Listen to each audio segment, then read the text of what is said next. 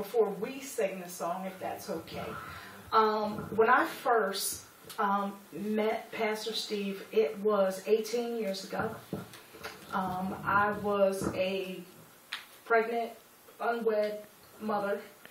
And I remember coming to the church for the first time feeling kind of like, you know, my life did not take the direction that I would have liked.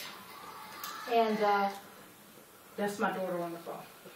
And I remember thinking that, and Pastor Steve did not know me from Adam. And he called me to the front, and he said, you know, let me pray for you. And the first words he ever spoke to me, he said, you think that you can't go to school. Yes. Because, you know, you've made some mistakes and things like that, right? He said, but God is telling me that he's going to make a way for you to go to school. So I went to school. I started 5 months later because I was, you know, about to have my baby, and he was just a little guy. And I started 5 months later, like that May. This had to be like September, early October. And, you know, it took me a while to get through school, you know, community college or whatever.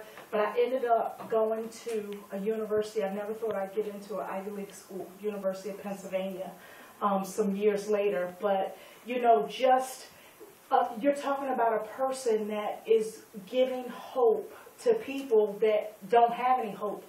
There was another time, just a few years later than that initial time, when it was one of the darkest times in my life. It was one, I did not want to live anymore. I was about 22, so I started school and things got off course again.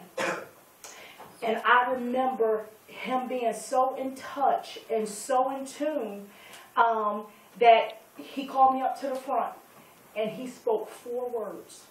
And I'll never forget that as long as I live. He said, Dacia, you can make it.